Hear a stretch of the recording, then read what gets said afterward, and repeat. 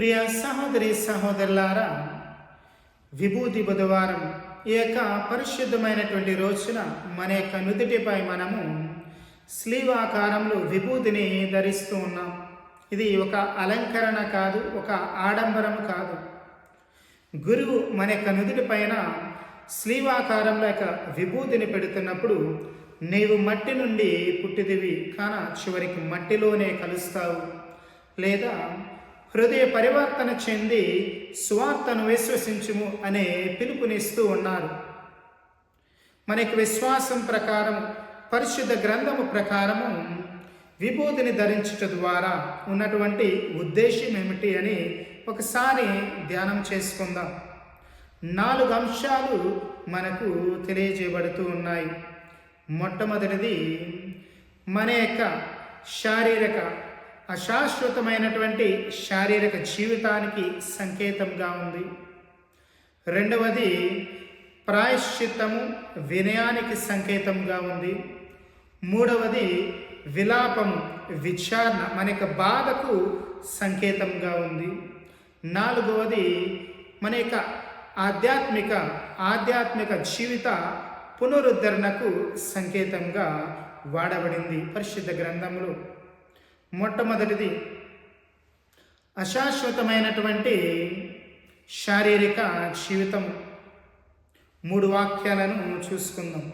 ఆది కాండము 3వ అధ్యాయము 19వ వచనము, నీవు మట్టి నుండి పుట్టితివి కాన చివరికి మట్టిలోనే కలుస్తావు. యోబు గ్రంథము మనం చూసుకున్నట్లయితే 2వ అధ్యాయము 8వ వచనం, యోబు విభూతి దిబ్బ మీద కూర్చుండెనెను, నీతిమంతుడు ఇదిగో అన్నీ పోయిన తరువాత ఇదిగో యొక్క జీవితము అశాశ్వతమైనదని గుర్తిస్తూ తెలియజేస్తూ ఇదిగో ఆ యొక్క విభూతి దిబ్బ మీద కూర్చున్నాడు అని వాక్యము తెలియజేస్తూ ఉంది. అదేవిధంగా ఉపదేశకుడు 3వ అధ్యాయం 20వ వచనములో చూసుకున్నట్లయితే అన్నీ మట్టి నుండి పుట్టినవే, చివరికి మట్టిలో కలిసిపోయినవే. ఈ యొక్క వాక్యాలను మనం చూసుకున్నట్లయితే ashes to ashes, dust to dust. ప్రియ సహోదరులారా, మన యొక్క జీవితము ఇటువంటిదే. మన యొక్క జీవితము, మన యొక్క శారీరక జీవితము ఇటువంటిదే, అశాశ్వతమైనది అని తెలియజేస్తూ ఉంది. మనం పునరుత్థానం చెందకపోతే, మన యొక్క జీవితము పునరుత్థానం చెందకపోతే ఇటువంటి అశాశ్వతమైన జీవితంగా నిరంతరం నిత్యము మిగిలిపోతుంది అని దీనికి సంకేతంగా నిలుస్తూ ఉంది.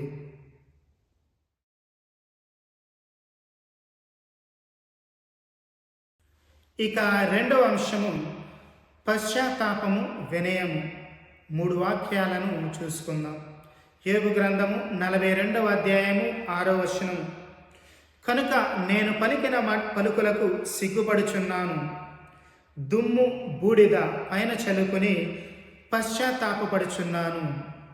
దానియేలు గ్రంథము 9వ అధ్యాయము 3వ వచనంలో, నేను ప్రభువునకు భక్తితో ప్రార్థన చేయొచ్చు, అతనికి మనవి చేసుకుని ఉపవాసముండి గోనె తాల్చి బూడిదలో కూర్చుంటిని. అదేవిధంగా యోనా గ్రంథము 3వ అధ్యాయము 6వ వచనం, ఆ వార్త విని నినివే రాజు సింహాసనము దిగి తన ఉడుపులను తొలగించి గోనె తాల్చి బూడిదలో కూర్చుండెను అని వాక్యము తెలియజేస్తూ ఉంది. యోబు, రాజు వీరిద్దరూ కూడా వారు చేసినటువంటి పలుకులకు కావచ్చు, ఆ యొక్క మాటలు, ఆ యొక్క క్రియలు, దేవునికి వ్యతిరేకంగా చేసినటువంటి పలికినటువంటి మాటలు కానీ క్రియలు కానీ గుర్తించి, ఆ యొక్క పాపాన్ని గుర్తించి పశ్చాత్తాపపడుతూ, ప్రభువా నీ ముందు మేము ఏ పాటి వారము, నీ యొక్క కరుణ, నీ యొక్క క్షమాపణ మాకు చూపించు ప్రభువా, ఇదిగో పాపము నుంచి వైదొలగడానికి, దూరం అవ్వడానికి సిద్ధంగా ఉన్నాము, పశ్చాత్తాపపడుతున్నాము, కాబట్టి నీ యొక్క కరుణ మాకు చూపించుమయ్యా అని ప్రాధేయపడుతూ ఉన్నారు. అదేవిధంగా దానియేలు ప్రవక్త కూడా తన యొక్క ఆధ్యాత్మిక జీవితంలో ఈ విధంగా ఉపవాసం ఉంటూ ప్రార్థన చేస్తూ బూడిదలో కూర్చుంటున్నారని, అంటే తన యొక్క జీవితంలో ఏ విధమైనటువంటి పాపపు క్రియలు ఉన్నా కానీ, దేవునికి వ్యతిరేకంగా చేసి ఉన్నా కానీ ఇదిగో దూరం అవ్వడానికి పశ్చాత్తాపడుతూ ఈ విధంగా ఉన్నారు, బూడిదలో కూర్చున్నారు అని వాక్యము తెలియజేస్తూ ఉంది. ప్రియ సహోదరి సహోదరులారా, కాబట్టి ఈ యొక్క విభూతి ధరించడము దేనికి సంకేతం అంటే మన యొక్క పశ్చాత్తాపానికి, దేవుని ముందు మనము ఏ పాటి వారము అని గుర్తించాలి.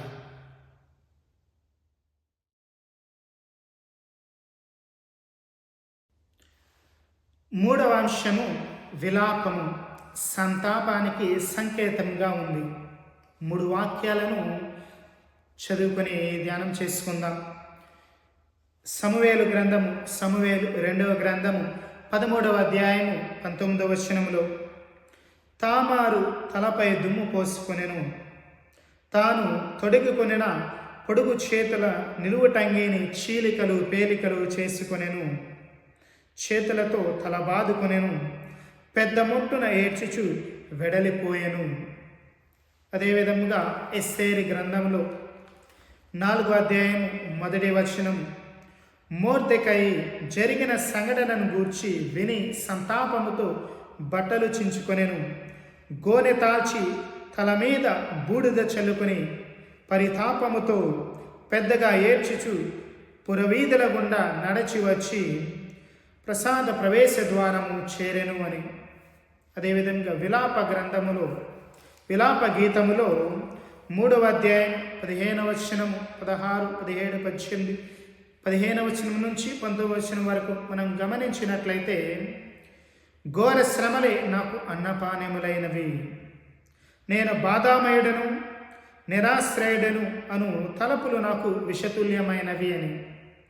తామారు తనకు జరిగిన సంఘటన అన్యాయాన్ని తలంచుకొని విలాపం చెందుతూ తన యొక్క తలపై బూడిద చల్లుకుంది అని, దుమ్ము చల్లుకుంది అని వాక్యము తెలియజేస్తుంది. మొర్దెకై ఆ యొక్క ఇశ్రాయేలు ప్రజలకు, హెబ్రేయులకు జరిగిన అన్యాయాన్ని చూసుకొని, వారికి జరిగినటువంటి నష్టాన్ని చూసుకొని ఇదిగో బాధపడుతూ పరితాపముతో తన యొక్క తలపై ఆ యొక్క బూడిద చల్లుకున్నారని, దుమ్ము చల్లుకునే ఉన్నారని. అదేవిధంగా విలాప గీతంలో తన యొక్క బాధ, తనకి జీవితంలో ఉన్నటువంటి యొక్క బాధను వ్యక్తపరుస్తూ, ఎంతో లోతైనటువంటి బాధను వ్యక్తపరుస్తూ ఉన్నారు అని వాక్యము మనకు తెలియజేస్తుంది. ప్రియ సహోదరి సహోదరులారా, ఈ విధంగా ఆ యొక్క విభూతిని ధరించుట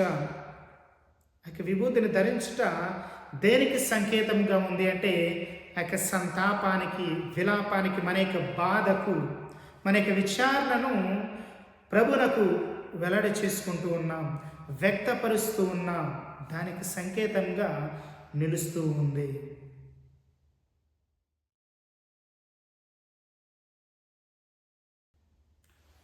నాలుగవ అంశము హృదయ పరివర్తన, హృదయ పునరుద్ధరణ.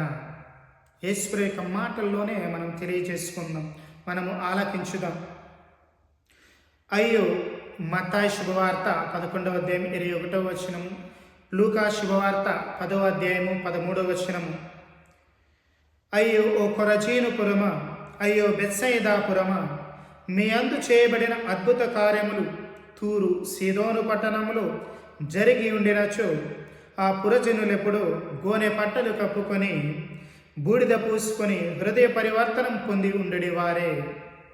లూకా శుభవార్తలో కూడా అదే వాక్యము. ప్రియ సహోదరి సహోదరులారా, క్రీస్తు ప్రభువు కూడా హృదయ పరివర్తనలో, నూతనీకరించుకొనుటలో గోనె పట్టలు దాల్చుట, బూడిద పూసుకొనుట అనే అంశం, అనే క్రియను గుర్తిస్తూ ఉన్నారు.